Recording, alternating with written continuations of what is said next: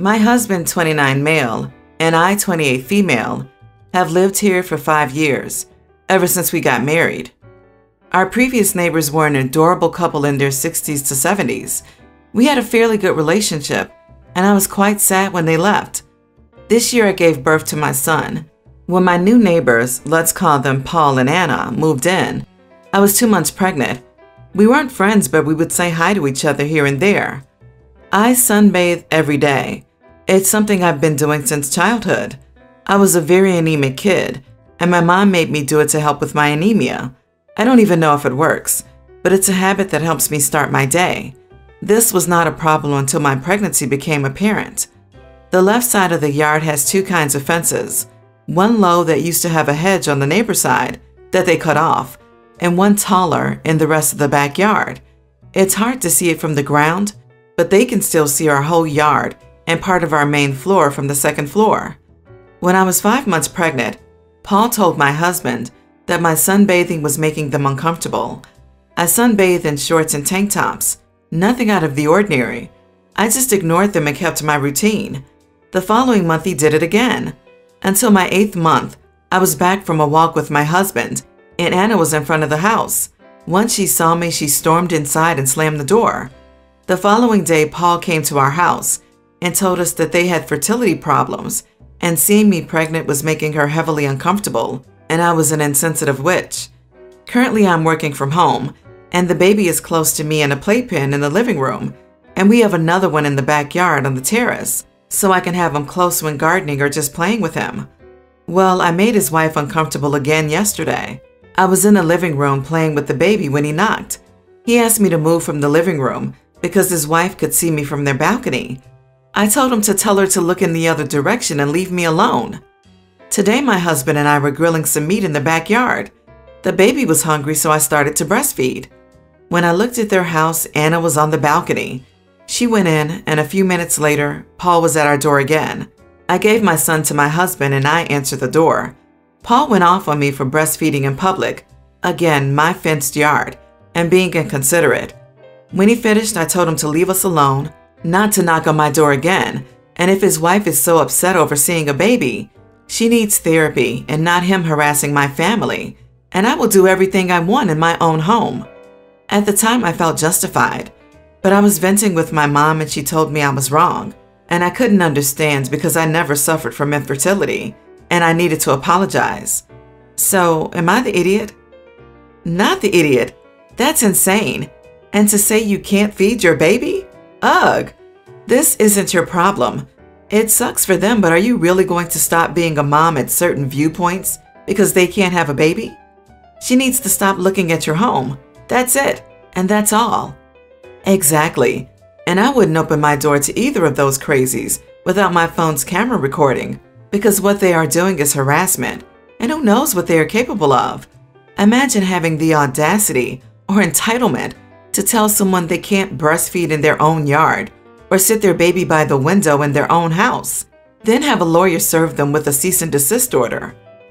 How dare you, checks notes, start a family and, double checks notes, live in your family home. I'm sorry, what? This woman is openly watching you and your family in your own home and expects you to just not be a parent in your own home because she is a peeping effing Tom and sends her husband to harass you? And your mother wants you to apologize? I'm flabbergasted.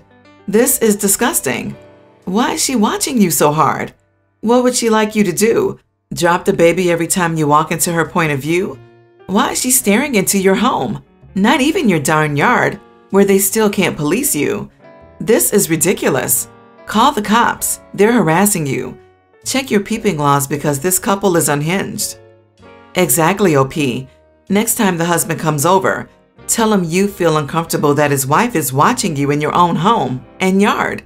Then you can be nice about it and say you're sorry they have fertility issues, but point out that it's unreasonable to hide a child, and his wife could benefit from counseling, as well as some tall plants on her balcony, so she doesn't look in windows.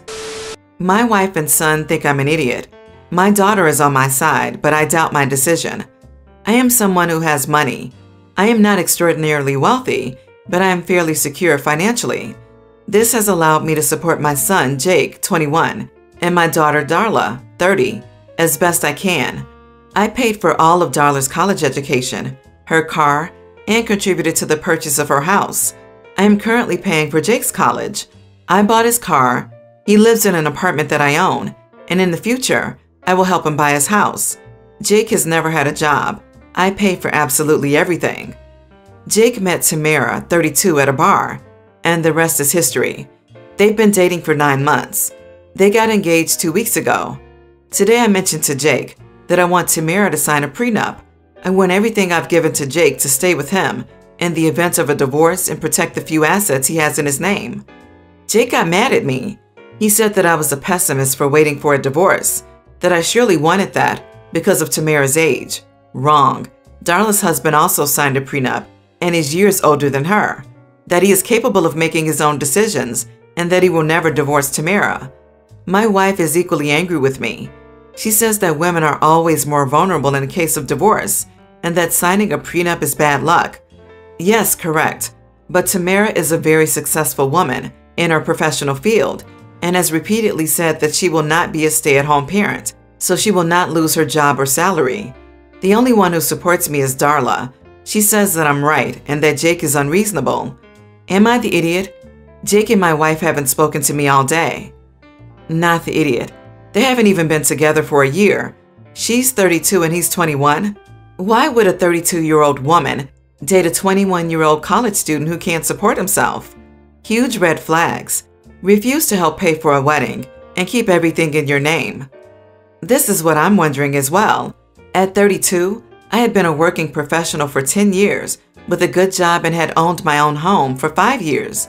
I can't imagine I would have had any interest in a college student who was still dependent on daddy at that point in my life. I'm surprised Tamara doesn't want a prenup. Agree.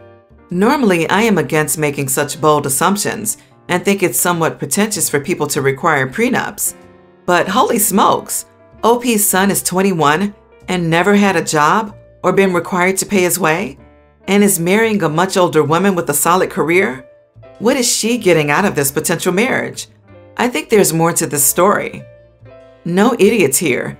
You are allowed to be concerned about where assets you've earned end up, but Jake is also allowed to get married without a prenup. Frankly, getting engaged at 21 after 9 months and freaking out when a prenup is mentioned doesn't inspire me with confidence about this marriage lasting, but I hope I'm wrong. I suggest you back off the prenup and reconsider your approach to financially assisting your son if you're worried about this. Look into trust, perhaps. You are the idiot.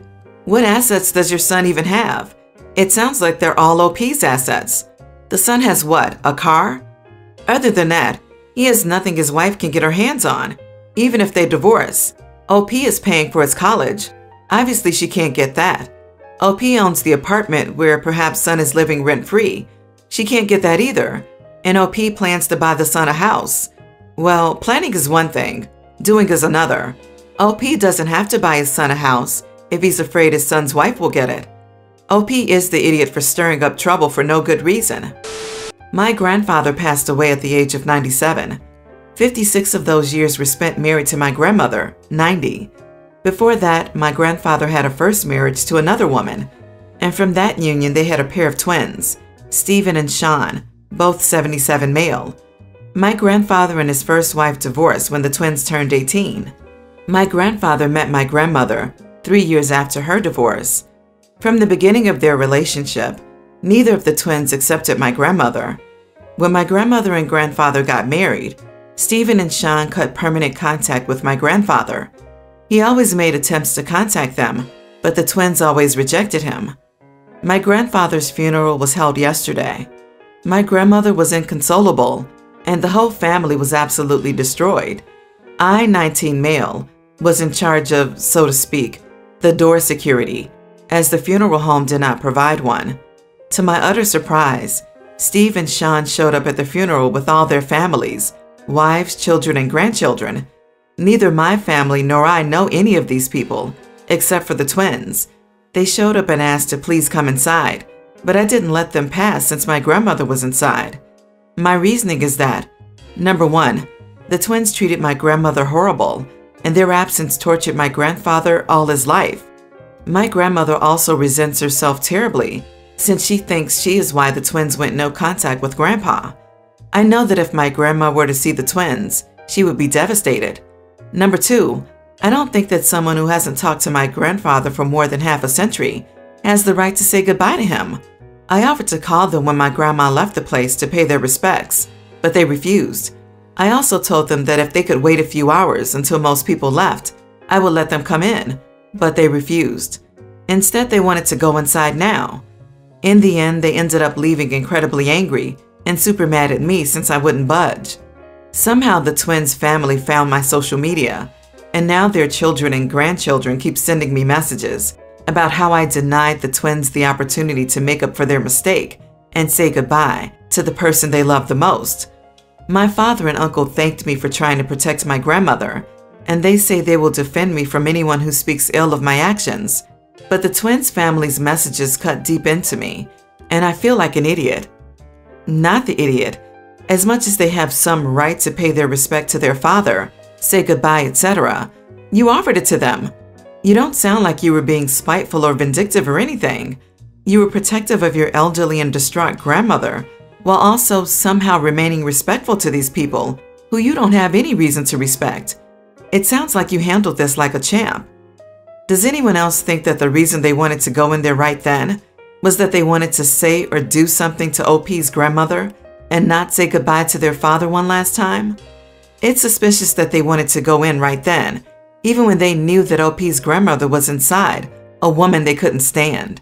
Either that was the reason, or to make them seem like good people in the eyes of everyone in their life. They also could be trying to see if there was a will and if they got anything in it. They had 50 years to make up for their mistake. His funeral is not the place to assuage their guilt. Maybe they should have tried while he was still alive and not insist on crapping all over his close family to do so.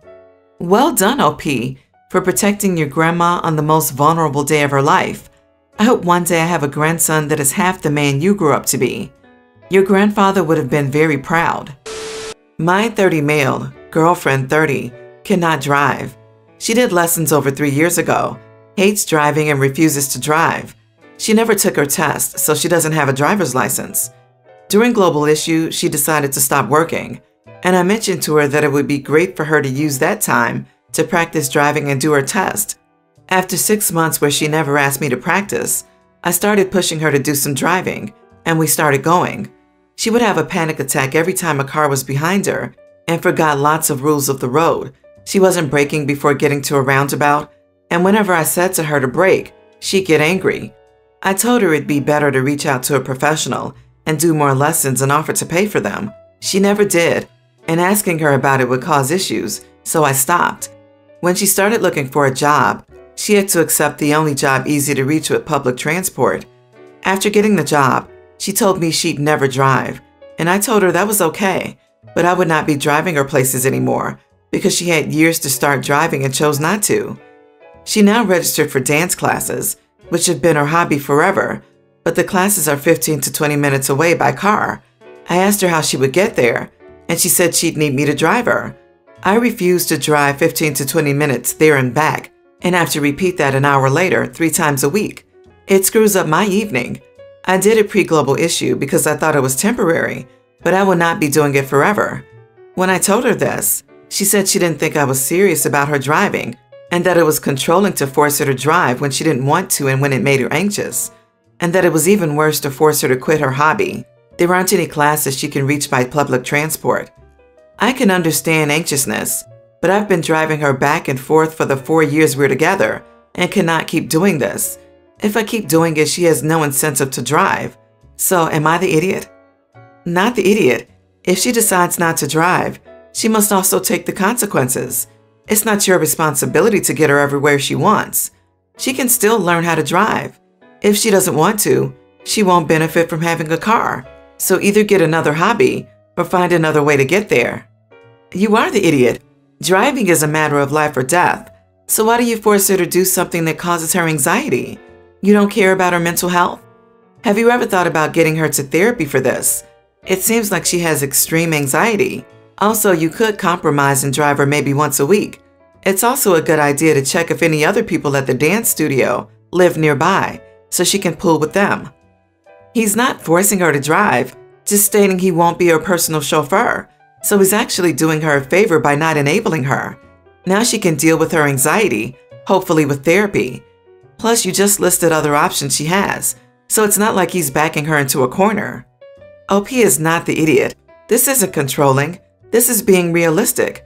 She needs to find alternative ways to manage her anxiety and this issue that doesn't include demanding everyone do this for her at her whim and fancy. If she's going to manage her anxiety by relying on others to drive her, she has to find things that work for those people's schedules.